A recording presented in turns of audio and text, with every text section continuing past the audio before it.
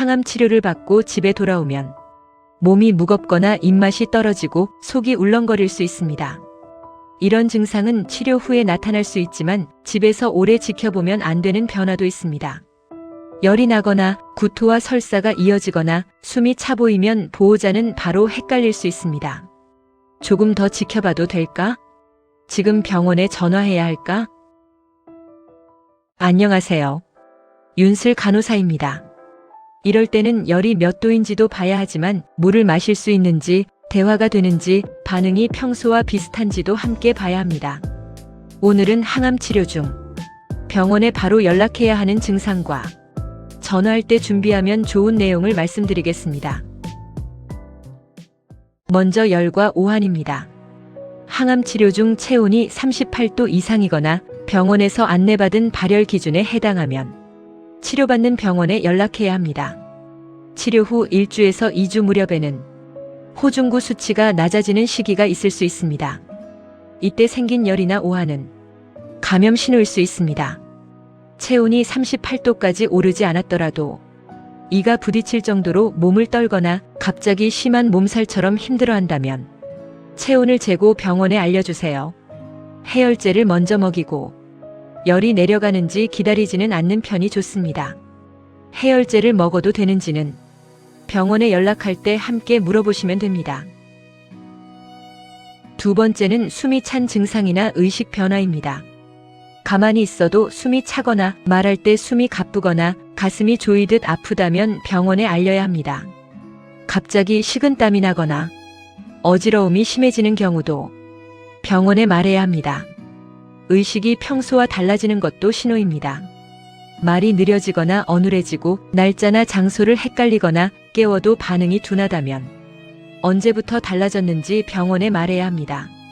숨을 쉬기 매우 어렵거나 깨워도 제대로 반응하지 않는다면 바로 응급실로 가거나 119에 도움을 요청해야 합니다. 세 번째는 출혈과 멍입니다.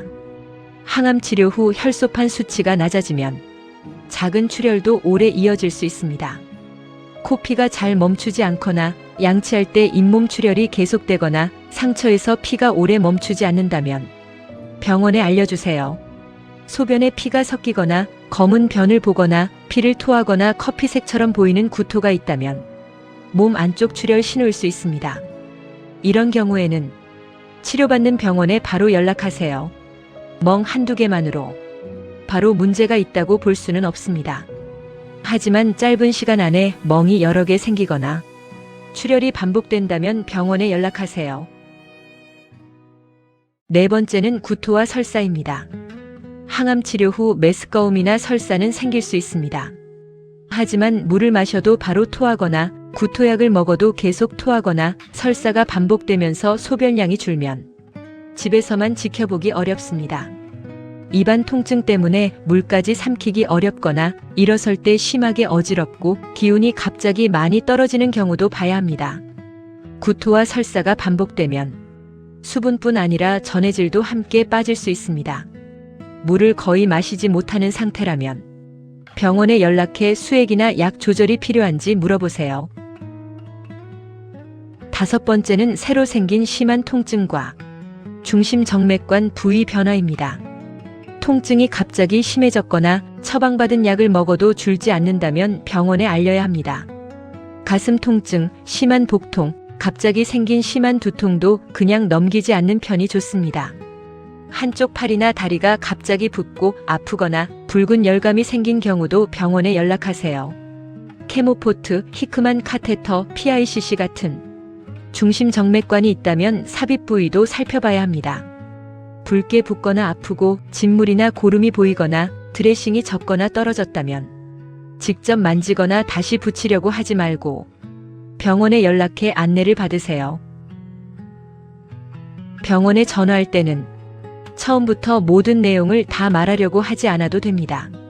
먼저 이것부터 말해주세요. 환자 이름, 마지막 항암 치료 날짜, 증상이 시작된 시간, 그리고 지금 체온입니다. 구토나 설사가 있다면 몇 번 했는지, 통증이 있다면 어디가 아픈지, 물을 마실 수 있는지도 함께 말해주세요. 예를 들면 이렇게 시작할 수 있습니다. 항암 치료 중인 김영희 환자 보호자입니다. 마지막 항암은 7월 20일이었고 오늘 오후 6시에 체온이 38.2도였습니다.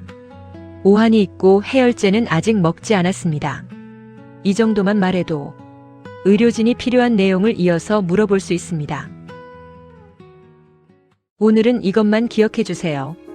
항암 치료 후 증상이 애매할 때는 3가지를 먼저 보시면 됩니다. 열이 나는지, 숨이 차거나 반응이 평소와 다른지, 물을 마시고 소변을 보는지 확인해 주세요. 이 중 하나라도 평소와 다르게 나빠진다면 다음 외래까지 기다리지 말고 치료받는 병원의 현재 상태를 알려주세요. 오늘 영상이 도움이 되셨다면 구독과 좋아요 부탁드립니다. 환자분 곁을 지키는 보호자님, 당신은 이미 존재만으로도 위대합니다. 오늘 하루도 정말 고생 많으셨습니다.